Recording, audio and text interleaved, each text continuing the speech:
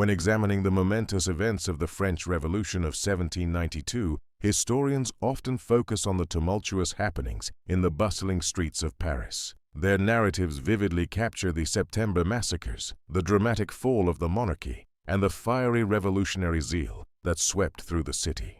However, a fascinating and lesser-known story unfolded quietly in the towering edifices of Paris, hidden from the glaring spotlight of revolutionary chronicles and tucked away in the dusty margins of archival records. This intriguing tale began with what seemed like a simple administrative action: an order for confiscation.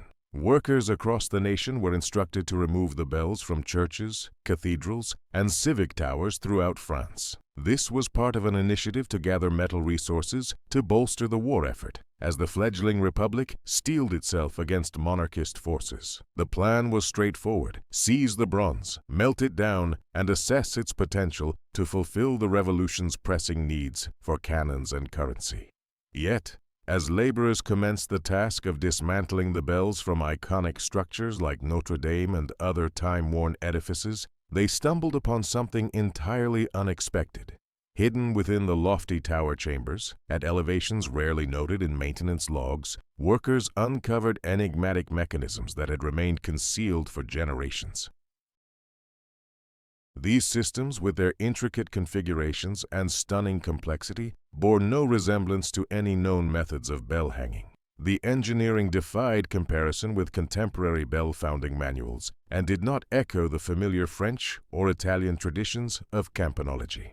Official proclamations of the revolutionary government made no mention of these discoveries. The newspapers, which eagerly documented the Republic's victories, also failed to report on these peculiar findings. However, in the internal records of that tumultuous year, a recurring phrase began to surface: unanticipated mechanisms, excessive complexity, purpose unclear. Official accounts eventually dismissed these findings as merely traditional bell supports, abandoned clock mechanisms, or decorative architectural elements.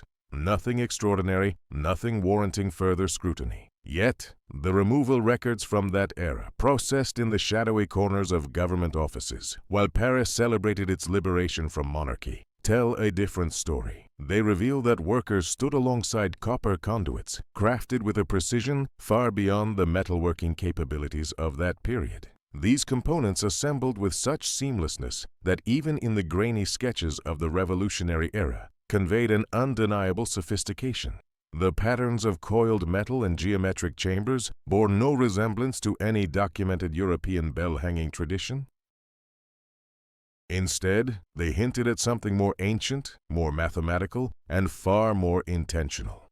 As the dismantling continued, it became increasingly evident that these systems deviated significantly from traditional campanology.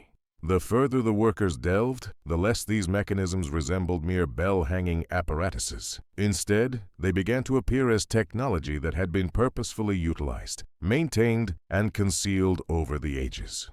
Initially, the removal crews attempted to categorize everything in the simplest manner possible. They labeled them as elaborate bell supports, forgotten tower machinery, or decorative metalwork from past renovations. But as documentation accumulated and more systems were uncovered in towers throughout Paris, the contradictions multiplied. Why were certain acoustic chambers meticulously engineered to create perfect harmonic resonance at specific frequencies? Why were elaborate copper coils arranged in geometric patterns, seemingly designed for energy distribution rather than sound production? Why did some conduits extend into the tower walls, far beyond the boundaries of any known bell installation?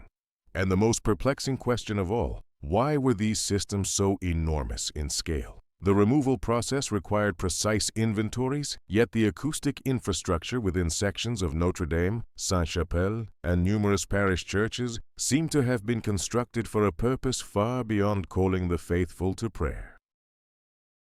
Privately, the removal crews acknowledged among themselves that the scale and sophistication of these systems defied any architectural or bell-founding documentation from their era.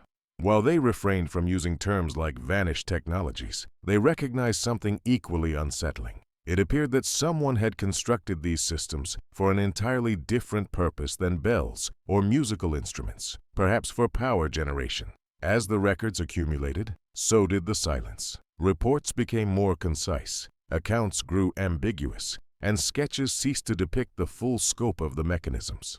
By late 1792, many of the tower chambers were partially sealed once more. The remaining infrastructure was secured when necessary for structural stability, and much of what had been uncovered was dismantled, stripped of components, and melted down. Only fragments survived: documentation, a handful of technical drawings, and the hushed accounts of archivists who examined the files before some mysteriously vanished. Yet, even from the remnants, a pattern emerged. These systems were far too advanced for any documented bell installation. The engineering was too precise for the accepted timeline, and the construction techniques appeared inherited, suggesting an origin from an entirely different technological epoch. When the removal crews ascended past the easily accessible chambers within the towers of Paris, their assumptions were straightforward.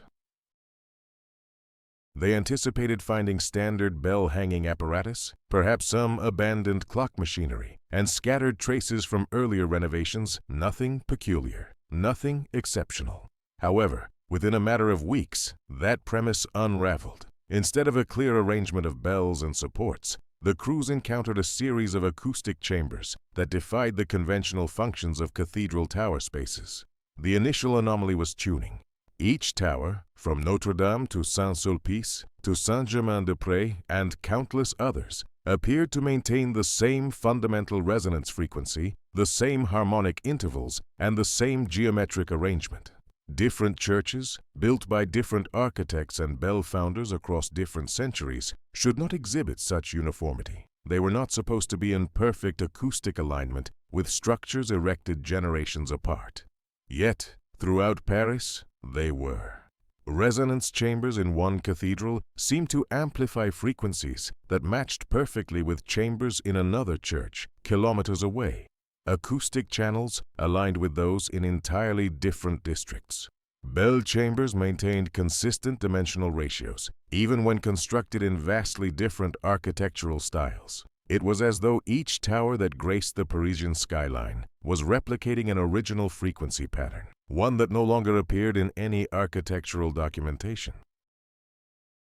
As the workers investigated further, the chambers grew increasingly peculiar. Beyond the expected bell platforms and supporting beams, they began to discover metalwork that resembled nothing like traditional bell-hanging apparatuses. These were substantially more complex coils, arranged in tightly knit geometric patterns, configurations that seemed mathematically precise beyond anything recorded in European campanology. Some of the chambers even appeared excessively elaborate, copper-lined spaces with perfect acoustic reflection, executed with an accuracy that belied the primitive metalworking skills of any known era. The most confounding discovery was the presence of crystalline deposits, mineral formations coating the metal surfaces. These substances crystallized in patterns that typically develop only under sustained vibrational exposure at specific frequencies. Yet, there exists no historical documentation of these towers producing anything beyond standard bell tones, no records indicating continuous acoustic operation at the intensity necessary to create such formations. Nothing explains why substantial portions of the tower chambers appeared as though they had been subjected to sustained harmonic resonance for centuries, if not millennia. The sketches that were meticulously crafted in the year 1792 effortlessly highlight a profound mystery that has perplexed historians and engineers alike. These drawings depicted laborers standing beside complex coiled mechanisms, which were so intricately designed that the workers seemed rudimentary by comparison. The copper craftsmanship was executed with such precision that even modern-day electrical engineers were left in awe as they pored over these archival illustrations. The geometric configurations and acoustic chambers depicted resembled technological installations far more advanced than what revolutionary France was credited with producing. Yet the most unsettling aspect was not found in the documents themselves, but rather in what was conspicuously absent from the archives. The official reports written in the years following the confiscation barely made any mention of these astonishing features. Some illustrations completely omitted the most complex chambers, while certain systems were described using vague terms such as decorative features or architectural embellishments, despite the sketches clearly indicating their intricate nature. This silence was hard to ignore. If these tower systems were genuinely part of recognized bell-founding traditions, why were they not depicted in detail? Why weren't the exceptional acoustic mechanisms thoroughly documented? Why were the technical drawings scattered across various revolutionary archives rather than being compiled into a comprehensive metallurgical assessment? Even some of the copper components raised questions. The geometric patterns were too precise, the surfaces too refined, and the crystalline deposits too consistent, appearing less like natural corrosion and more like the byproducts of sustained energy transmission, a type of transmission that, according to the established historical timeline, did not exist when these towers were purportedly constructed. What the removal crews uncovered were systems that did not align with traditional French bell founding, nor with Italian campanology, nor even with each other in conventional terms. Instead, they seemed to speak a peculiar technological language, one that appeared to originate from multiple eras, yet maintained a cohesive, harmonically aligned, and impossibly precise form. The initial shock came with the chambers themselves. These were not mere bell platforms or simple acoustic spaces. They were chambers of geometric perfection, rooms sculpted with exact harmonic proportions, copper-lined surfaces that retained their reflective quality flawlessly over centuries, and acoustic systems arranged with an order that resembled the remnants of a master frequency network that no longer exists in any known repository. Some chambers were completely sealed, filled with material so dense that laborers assumed they had reached solid stone. Yet, once breached, they revealed interiors seemingly untouched since they were first closed. Polished copper surfaces, geometric coil formations, and acoustic configurations that generated more questions than answers. Then came the feature that continues to baffle researchers to this day: the massive spherical metal housings. Initially, these were identified as bell casings or decorative architectural elements, yet nothing about them corresponded to typical bell designs or ornamental metalwork. They were too perfectly spherical, too accurately dimensioned, and too flawlessly balanced, as if they had been crafted with tools capable of maintaining perfect geometry. Some resonators were large enough to house a full-sized bell within their hollow interiors, while others were solid metal with internal cavity structures, resembling the housing for harmonic oscillators or frequency amplification devices. Laborers from the year 1792 described them in personal correspondence as manufactured spheres, not bells, but geometric forms with an acoustic function, though nobody could specify what that function might be. Another oddity arose in the arrangement of certain copper systems. These were not merely supporting the bells from above. Many were configured in spiral patterns that defied architectural logic, descending through the tower walls, interconnecting chambers, or positioned around the spherical resonators in geometric arrays.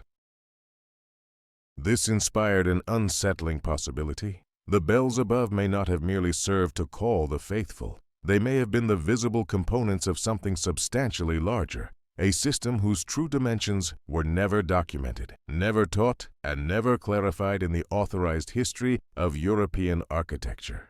The deeper the laborers delved, the more peculiar their discoveries became.